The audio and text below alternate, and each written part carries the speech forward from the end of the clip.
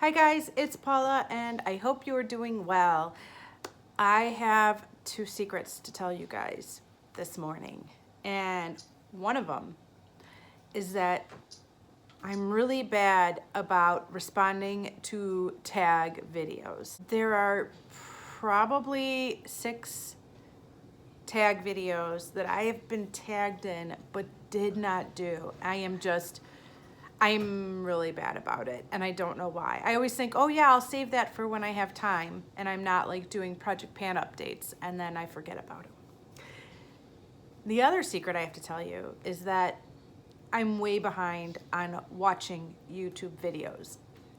I've always found it hard to keep up with my subscription feed on YouTube with all of the people that I'm subscribed to, but it became nearly impossible to keep up when I started my own YouTube channel, because a lot of the time that I used to spend watching videos are now spent filming, editing, and uploading my own videos. And since I do it all on my phone, I can't watch videos while I'm editing videos. I can only do one thing at a time. So I have slowly gotten further and further and further behind on watching YouTube videos. And a lot of the YouTubers that I'm subscribed to are small YouTubers. They are the Fantastic Ladies and other Project Panners that I have become friends with over time. I am still subscribed to a couple of the biggies, but for the most part, the majority of the people that I'm subscribed to are little guys like me. And it's really important to me that I watch their videos. So I'm about 6 months behind on watching YouTube videos. And then the worst part is that by the time I finally do watch the videos, I don't want to comment because it's old news. Like, people are probably like, Paula's not even watching our videos. I am. I'm just watching them from 6 months ago. So right now I'm kind of at the end of August, beginning of September for watching videos. And I ran across a tag video that I was tagged in August. Which is embarrassing to admit, but I thought that this tag was interesting enough that despite the fact that I was tagged in it 6 months ago, it's worth it to still do it today, February 23rd, 2019. So I was watching my friend Kyra's video from August doing a tag called the Makeup Journey tag, and lo and behold, she had tagged me to do this video. So I am doing it today. This tag was originally created by Annette from Annette's Makeup Corner. I will leave her channel linked down below, along with Kyra's channel. Kyra is Journey in Beauty. We have done some collabs together over the years, and I consider her a good friend. And yeah, I'd love it if you go check her out. Okay, so this is the Makeup Journey tag. There are 10 questions. Let's get into it. The first question is, how old were you when you started wearing makeup? I think the first time I tried to wear any makeup at all was still in elementary school. It was picture day, and I was probably in 5th grade, maybe 4th grade, I'm not sure.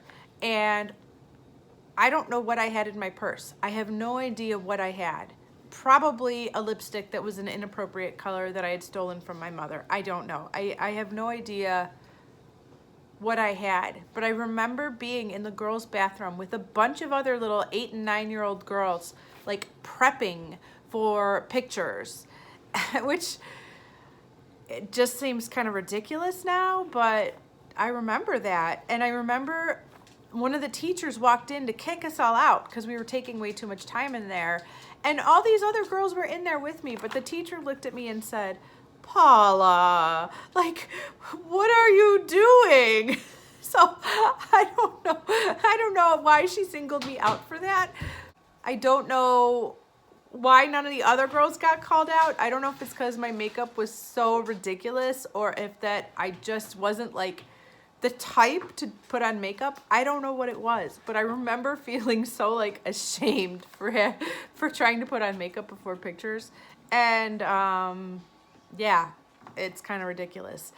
I also have a very vivid memory of a dear aunt of mine who recently passed away last year, but she would shop at department stores and get I think she used like Clinique skincare, so she would often get the Clinique gifts with purchase. And I have a cousin that's 2 years older than me. And so whenever we'd get together for family parties, she would ask my older cousin if she wanted the lipsticks from the gifts with purchase that my aunt wasn't going to use.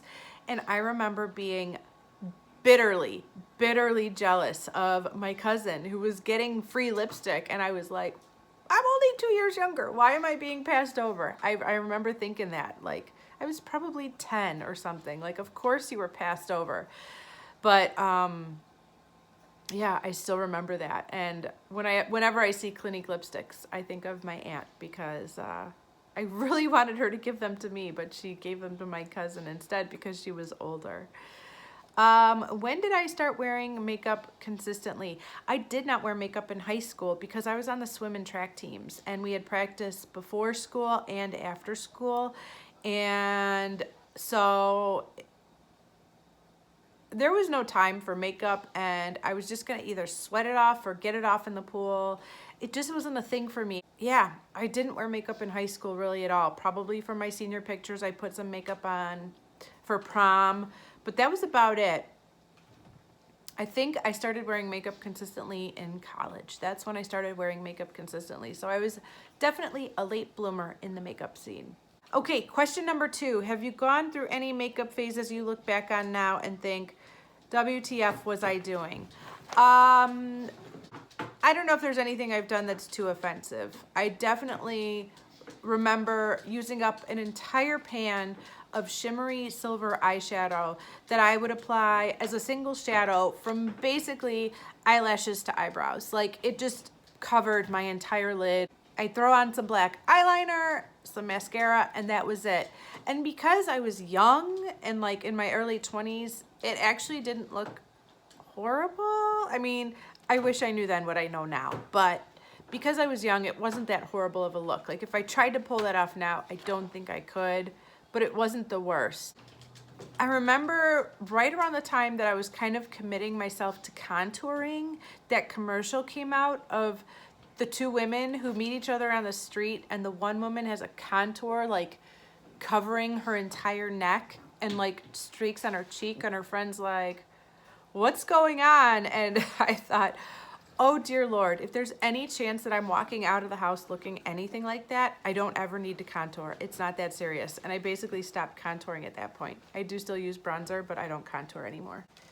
All right, question number 3. Have you ever been in a makeup rut where you did the same look for a very long period of time? No, I haven't. I love changing it up. I get bored very quickly. I'm constantly switching things up, even if it's just a little bit at a time. Even with project panning, I still feel like I have a ton of variety with the options and combinations that I can create. And I very rarely, I have tried to pan a look. I've tried to get myself in a rut for making progress on project panning. And even when I'm trying to stick with the same look over and over, I have trouble doing it. So I would say no, I've never been in a makeup rut. Number 4 is, what was your first high-end purchase? I don't know exactly for 100% sure what my first high-end purchase is, but I did think of a product right off the top of my head when I read that question, and it is this little Lorac eyeshadow palette. It's a quint. And I picked it up at a Sephora. I actually walked into a Sephora and bought this. I didn't go into the Sephora looking for this. I went into the Sephora looking for makeup, and this is what I walked out with. I haven't used it a ton. I don't remember what this palette is called or how much I paid for it, but there's this little drawer that comes with a brush, and here was a Lorac eyeshadow primer on this side. And then you flip up the top. Oh no, it's not a quint, it's 6-pan. And it's a lot of gorgeous neutrals and berry shades. I don't know why I bought it, and I don't know why I don't use it more, but it is lovely. I would like to. So yeah, that was my first high-end purchase that I can remember at least. And I've never bought any like luxury brand makeup yet. No, I don't have any luxury brand makeup that I've purchased. So high end for me is Lorac, Too Faced, Tarte, stuff like that. That really isn't the highest end makeup we have available to us now, but it's the highest end that I own. Number 5, what makeup item or items have you repurchased the most, and how long has it been in your rotation? I found this to be a very, very interesting question because I watch videos that people post of their most repurchased items all the time. I'm very into those videos. I think it is so interesting to see what people keep coming back to because I have basically never repurchased anything, ever.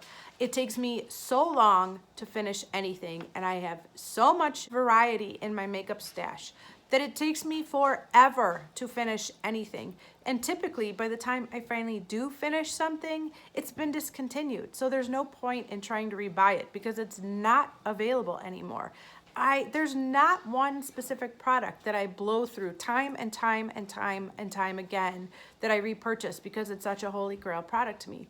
There is one item that I have repurchased once or twice, and that is MAC Fix Plus. That is the only thing I could think of out of all the makeup I have that's a repurchased item.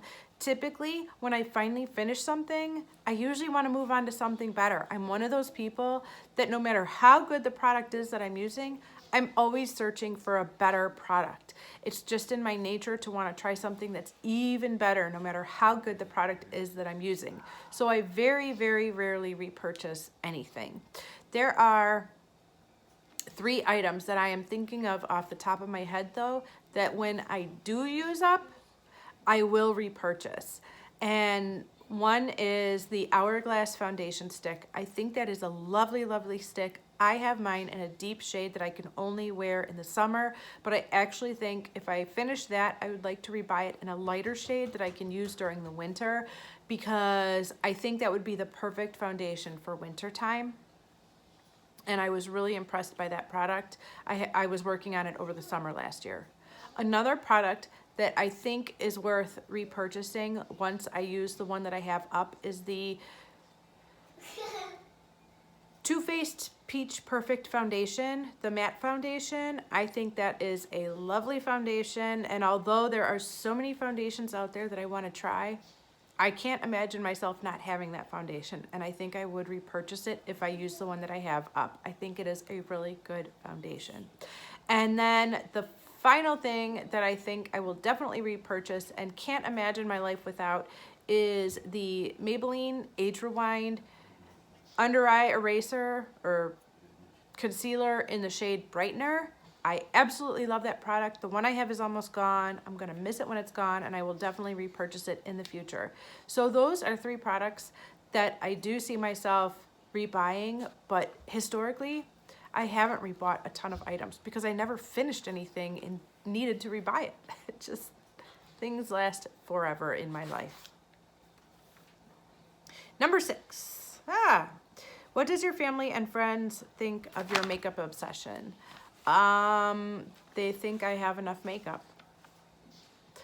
Yeah, that's about it. They all think I have enough makeup. None of them question the way I wear makeup or they don't question how much makeup I wear or the way I wear my makeup or how I look. It's just kind of more this question like, when's it gonna be enough, Paula? And I don't have an answer for that. I don't know. Number 7, what or who inspires the way you do your makeup? I definitely think project panning inspires the way I do my makeup. I am trying to work with what I have in a project, and I am trying to put in projects the things I want to work on. And so it always comes back to project panning because obviously I'm trying to use some items up. So I want to use them as much as possible, and I want to keep it interesting by mixing that select group of products up as much as possible to make as many interesting combinations as possible, particularly with blush, lipstick, and eye color, because that's where you have the most variety. So project panning definitely inspires the way I do my makeup. Also the seasons. I'm definitely one of those people that think of pastels in spring and deep grungy colors in the fall and golds and oranges and bronzes in the summer. I just tend to naturally go that way. I live in a climate where we definitely have 4 seasons, and so the seasons definitely inspire my makeup mood. As far as people that inspire me, Wayne Goss definitely inspires me. The techniques that he shows me, I almost always have to try as soon as possible. Like the second he shows a technique that he's been loving on a video, I'm probably gonna try it the next day. And it's very influential and inspirational because I do believe that he absolutely knows what he's talking about when it comes to makeup. Another person that really inspires me and my makeup choices is Kathleen Lights. I mean, she is cute as a button. She is adorable. She can't make anything look bad on her. I mean, like, she could put anything on her and it looks adorable. And although we have different undertones, different eye colors, different face shapes, there's nothing about her that I can compare myself to. I want to try everything she does because it just looks so beautiful on her. And I think, well, I want to be that beautiful, so let me try it. And I do end up buying a lot of the products she recommends and trying, like, when she does an eyeshadow look, even if I don't have those exact same eyeshadows, I'll try to recreate it with what I have because I just think it looks beautiful on her. So she definitely inspires me. All right, number 8, describe your current makeup style in 3 words. This is harder than I thought it would be. I think the 3 words that come to mind when I think of like what I'm trying to focus on when I do my makeup is daytime. Like there are no night looks that I'm going for ever. Like maybe once or twice a year I put on makeup for a night look. For the most part, we're going daytime with my makeup look. So it can't be too dramatic, too smoky, too bold. Yeah. I would say colorful to an extent. Like, there are people that I follow that are much more colorful than me. I'm like work appropriate colorful.